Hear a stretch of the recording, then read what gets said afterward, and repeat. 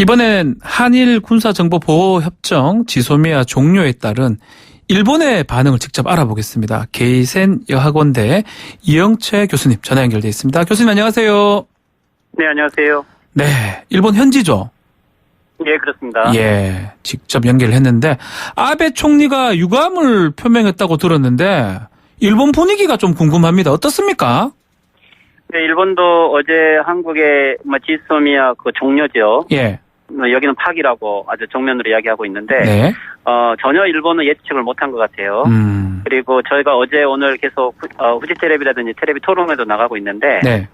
일본이 전혀 예상하지 못한 한국이 이렇게 선을 넘을지는 몰랐다라든지 예. 그리고 전혀 대응에 대한 아마 준비도 안 돼 있었던 것 같고요. 예, 오늘 아베 수상이 프랑스로 회의 가기 전에 예. 한국은 국제법을 준수해야 된다라고 말을 했는데 아마 기본적으로는 내부 방침이 아직 정해진 것 같지는 않습니다. 국제법을 준수하라고요? 자, 일본 언론의 논조도 궁금합니다. 어떻게 보도가 되고 있습니까? 보수 신문들이 좀 많잖아요. 예, 먼저 일본은 여하튼 이번에 대해서 충격을 받은 것은 사실인데 일본에 별로 영향이 없다. 이번 지소미아 파기라 하더라도. 예, 예. 그리고 오히려 이것은 북한을 유리하게 한다라든지 그리고 한국이 미국을 화내게 했기 때문에 네. 일본을 괴롭히려고 했지만 오히려 한국이 가장 손해를 본 나라가 될 것이다라든지 이런 논조로 오히려 좀 될 수 있으면 충격을 축소시키려고 하는 것 같고요. 네.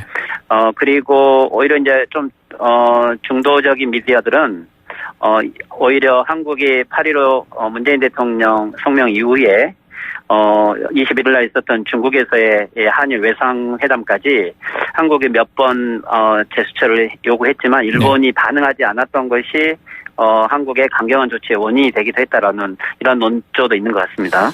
우리 질문이 하나 들어왔는데 국제법 준수 얘기를 아베 총리가 했다는데 이 정보 협정에서 90일 전에 종료를 한다면 통보를 해주면 된다고 이렇게 돼 있는데 법을 그대로 준수한 것 같은데 어떻게 보십니까 이거는? 아마 아베 수상이 국제법을 준수하라는 것은 예. 지소미아 종료에 대한 이야기가 아니고 물론 아베 수상이 국제법의 그 주어를 말하지는 않았지만 예. 결국 이 문제의 시작은 한국은 8월 2일 일본의 무역 규제 조치 화이트리스트 배제가 문제 원인이라고 생각을 하지만 네. 일본은 이게 징용 재판에 대한 한국이 65년 조약을 어겼기 때문에 이 문제가 시작됐다라는 아마 아베 수상의 문제 제기는 한국이 문제를 먼저 국제법을 지키지 않았기 때문에 일어났다라는 그런 해석이겠죠. 참 그러네요. 자, 이 정부 우리 얘기를 좀 들어보면 대화 시도를 많이 한 것 같아요, 일본과. 근데 일본이 모두 거부하면서 얘기했다는 건데 일본은 지소미아 연장은 원하면서 우리랑 대화는 거부한다. 이런 입장이 좀 전 이해가 안 되거든요. 좀 대화를 했으면 이게 연장이 됐겠죠. 그렇지요. 일본도 문재인 대통령 8.15 이 성명에 대해서 예. 조금은 톤이 다운됐고 일본의 유화적인 제스처로서 좀 출구를 찾고 있다라는 보도들이 많이 나왔는데 그렇죠. 오늘 김현정 차관의 이 발표에서도요. 일본에게 8.15 메시지까지 주면서 네. 많은 노력을 했지만 전혀 반응이 없다라는 것이었잖아요. 그렇죠. 그래서 일본은 보기에 아마도 좀 미국을 많이 믿었던 것 같아요. 미국이 압력을 가하고 있기 때문에 일본이 직접 나설 필요는 없다. 이렇게 생각을 했을 수 있고 네. 한국이 설마 이렇게 종료 파기할지는 예측을 못했던 것도 있고 네. 또 한 가지는 글쎄요. 일본 입장에서는 강제징용 대법원 판결에 대한 네. 한국의 전향적인 입장이 나오지 않는 한은 일체 응하지 않겠다라고 하는 내부 방침 속에 일부 강경파들은 아마도 일체 반응을 하지 않음으로써 경우에 따라서는 좀 파기를 하더라도 거기에 대해 그것을 조금 기다렸다고 할 수 있을 것 같아요. 네. 강경파들은. 네네. 그러니까 그런 원인을 제공했다고 볼 수 있죠. 네, 문제는 28일부터 우리 화이트리스트 배제를 본격 시행할 것 같은데 이때 이제 일본이 어떤 조치를 취하냐에 따라서 우리 지소미아의 종료에 대한 일본의 입장, 반응을 그때쯤 알 것 같아요. 혹시 강경하게 대응할 가능성도 있나요? 품목을 좀 더 늘리든지 이렇게 해서?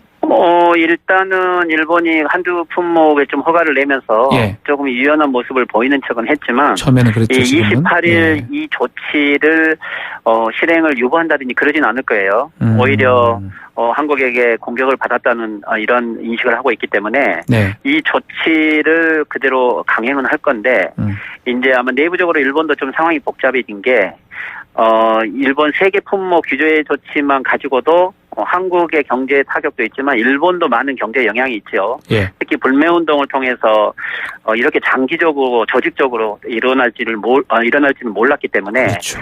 실제 일본의 지금 지방의 관광의 이 감소로 많은 영향도 있는 상태에서 예. 일본이 28일 날 이 규제 조치는 실행을 하되 한국 배제 실행을 하되 품목을 늘리는 것이 일본 지금 경기 현황이라든지 이걸 통해서 바람직할 것인지 특히 한국이 거기에 대해서 조금 더 약해지기보다는 오히려 더 강경하게 나올 확률이 많기 때문에 네.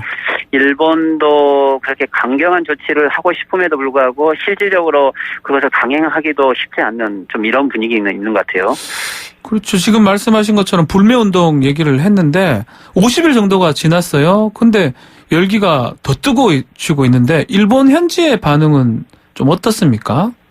네, 여기 불매운동에 대해서도 일본은 처음에 축소 보도를 했죠. 예. 오히려 이것은 한국 정부나든지 관공단체들이 주도하고 있다라고 하는 식으로 하면서 예. 그 의미를 퇴색시키려고 했는데 이게 실질적으로 장기화되면서 한국의 전국적인 좀 이런 불매운동 열의가 일본 사회에도 인터넷이라든지 SNS 통해서 많이 전달됐고 예. 일본 정부도 이게 처음에 중앙정부는 무시를 했었는데 지방의 후쿠오카라든지 오사카 또는 홋카이도 여러 전 지역에 지금 불매운동의 여파가 있기 때문에 네.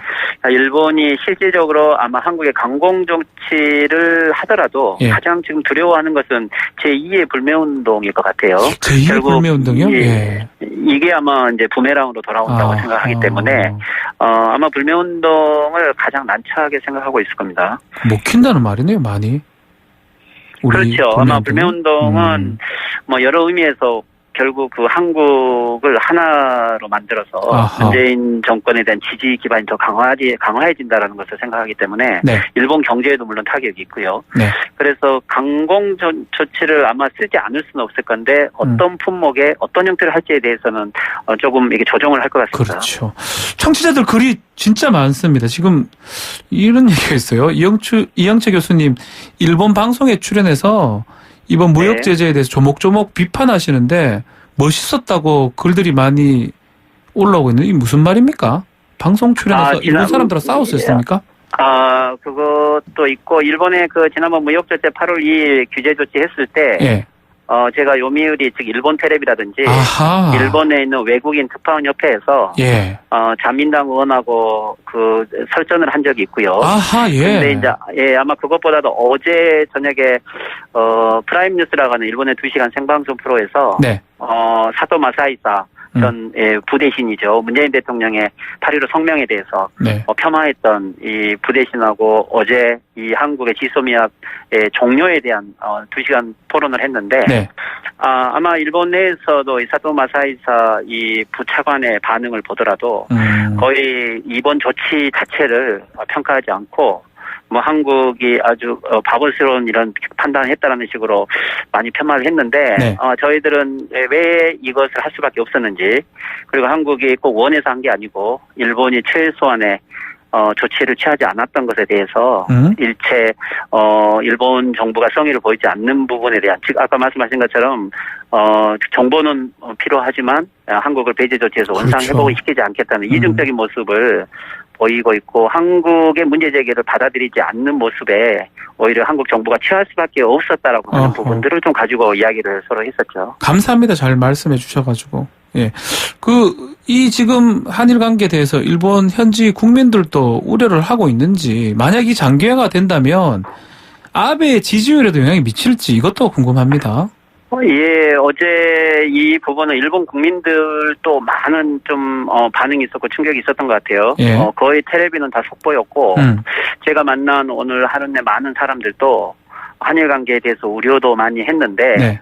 아마 이게 이제 출구가 보이지 않는다라는 이야기가 많이 있는데요. 네. 또 한 가지는 그럼에도 불구하고 일본 내에 예를 들면 아베 수상이 미국 일본도만의 정책을 하고 한국은 여러 형태로 외교를 바꿔가고 있는데 일본은 전혀 아베 수상은 미국 추종지만을 해온 결과 결국 한국과의 관계와 함께 외교가 파탄한 거 아니냐라는 비판 제기도 있는 것 같아요. 그렇죠. 그래서 지소미아 종료의 일본의 불안감은 하나는 아베 수상의 외교에 대한 파탄의 어떤 마이너스 점도 되는 측면이 있지만 또 한 가지는 일본 우익들 입장에서는 오히려 한국에 또 강공적으로 가야 된다라고 하는 우익 결집이 필요하다라는 여론도 또 만들어질 수 있기 때문에 다음 28일 조치 이후에 일본이 어떤 조치를 취하는가에 따라서 조금 아베 수상의 이 행방이 좀 보일 것 같고 일본도 조금 신중 모드가 좀 된 것 같아요. 특히 미국을 자기 편으로 끌어들이기 위한 여기까지 미일 관계를 할 것 같습니다. 여기까지 말씀 듣겠습니다. 감사합니다. 네네, 수고하십시오. 게이센 여학원대의 이영채 교수와 말씀 나눴습니다.